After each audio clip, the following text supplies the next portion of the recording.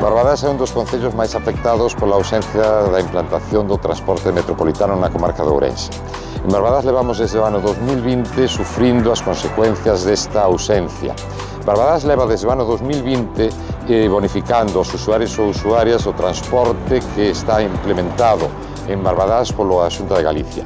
O custe do billete ordinario é de €1,55. Pois ben, desde o noso concello sufragamos e bonificamos o que son descontos para usuarios deste transporte.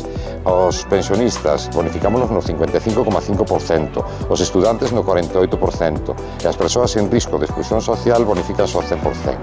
Que supón isto para o noso concello e, polo tanto, para as arcas dos nosos conveciños e conveciñas? Pois un custe cada ano de €93.000. Quero destacar e reseñar que en Barbadás aplícanse 308.000 bonificacións ao longo do ano 2023. No ano pasado tamén hubo 215.000 viaxes con destino ou con orixe Barbadás.